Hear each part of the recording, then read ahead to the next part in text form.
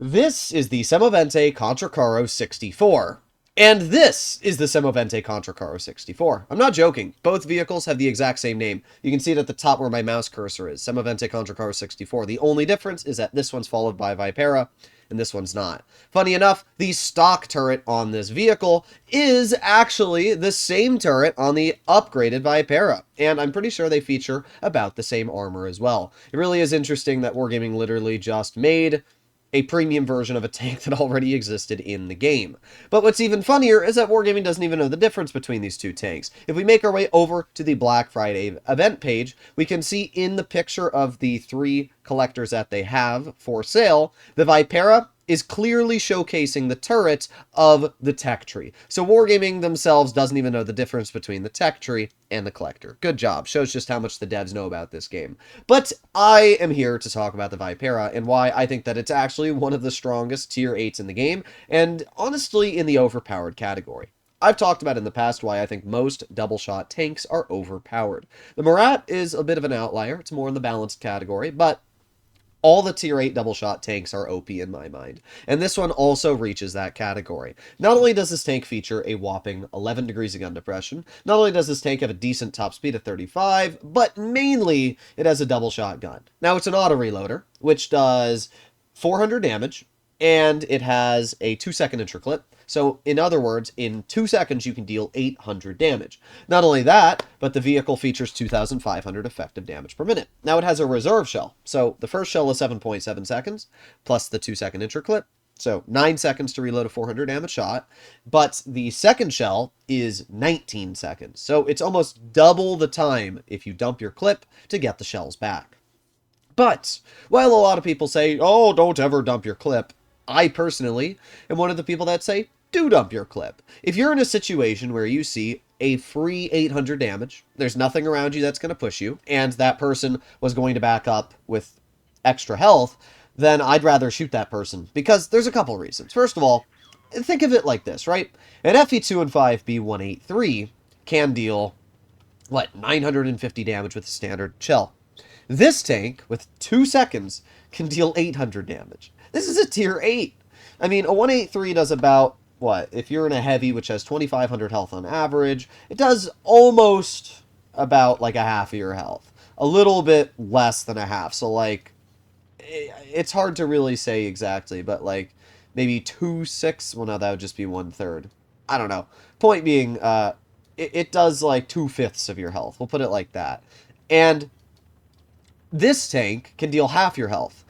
800 damage is, about half of a full health heavy. So this thing is basically equivalent to a 183's damage in just tier 8, which is insane. And not only that, the gun has really good pen. The tank has stupid gun depression, as I mentioned, and its armor is pretty good as well. Now, this is a Torn Von up against me, so Torn Von will probably cut through me quite easily, but I'm going to shoot him twice. There you go. And now we have our T-77, who's not doing anything to help me, and we have the... This is bad, actually, but the reason I shot the Torn Von twice is just because I want to chill here. Well, I thought the T-77 was going to shoot him twice, but I guess not. But it doesn't really matter. That one I probably would have been a little better off if I didn't dump, but it's alright. We're going to reload in 5 more seconds. I'm going to push right on over and shoot the 122 TM. Hello, good sir. How are you doing? Aiming. There's 1 shell into your tank and 2 shells into your tank. Look at that, 802. So I just traded 400 health for 800 health. And sure, I've bled a decent amount. I've received 2 shells. I'm already down to 600 health.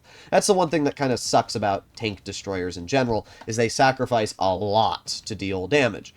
But at the same time, it's alright. We're going to reload our second shell in just a moment, and then we're going to be able to poke this Pisante. So let's reload. 3, 2, 1, and we have the T-28 Proto, which we get a very easy shell into, and we back up into cover. Now this is where shooting single shot is more beneficial, because I have tanks in front of me in a prolonged period of time that I can just shoot one after another. Oh, 122 TM. See ya. There you go.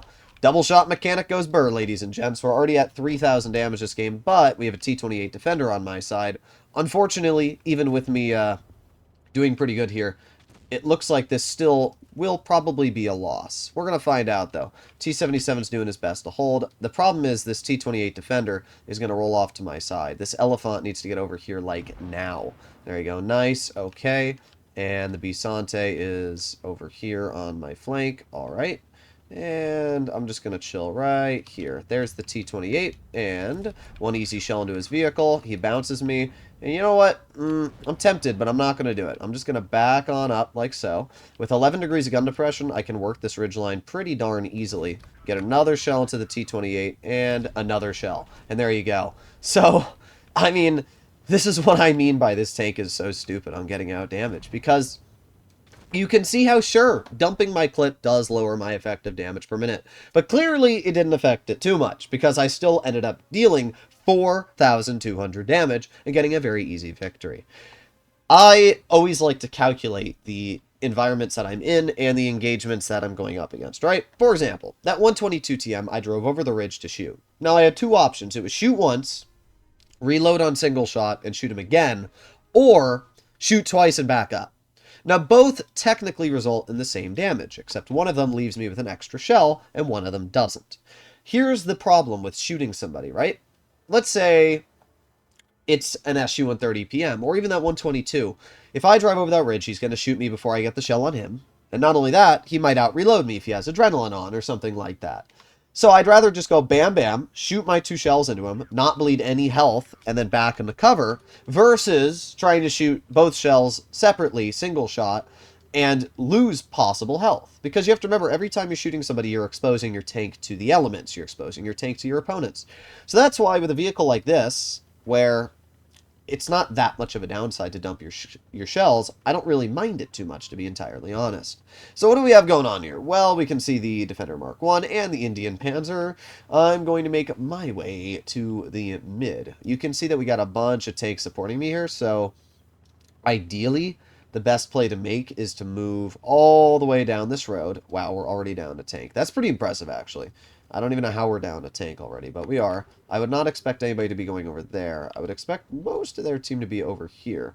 So, we'll see. Yeah, there's the Smasher. I'm just going to move up and over this ridgeline, and this is going to be a nasty, nasty double shot moment. 1, 2, there you go. Full health Defender Mark 1.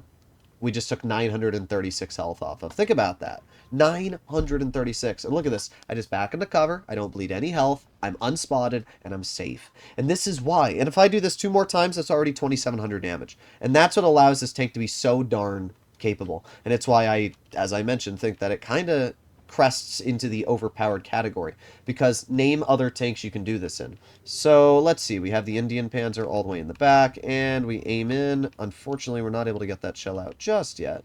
Oh, we got the Defender over here. Well, let's see, is that Indian gonna cross? He's right there. Oh, that's unfortunate. Let's see, come on, you know you want to poke it. Come on, come on. No.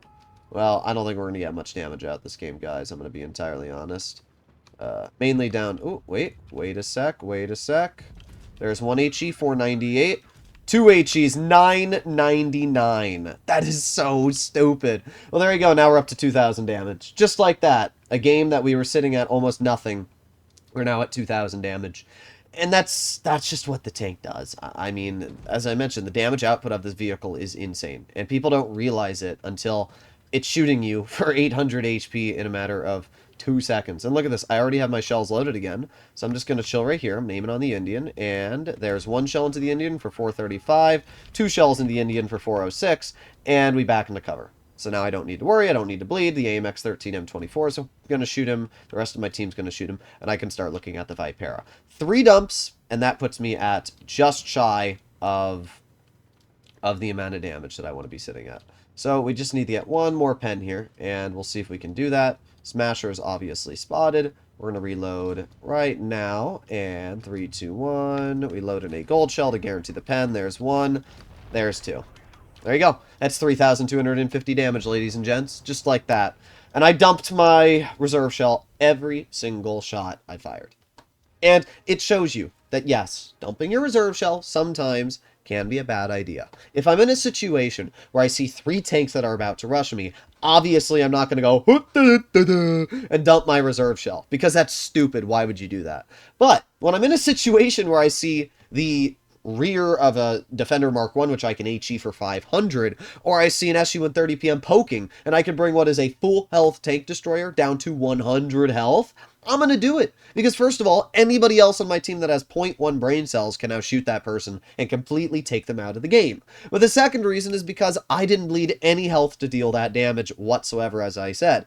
So, you might be able to crawl into the comments and say, oh, you shouldn't have done that, but at the end of the day, I've got pretty dang good stats in my Vipera. I've only played it 3 battles, but on my press account, I have over 3,000 average damage for 30 games in the vehicle doing this type of strategy. Because you're just not bleeding health and you're dealing a crap ton of damage when you do expose yourself. So I really like the Vipera. I think it's an absolute beast. Let me know what you guys think in the comments, and I'll see you all in the next one. Bye-bye!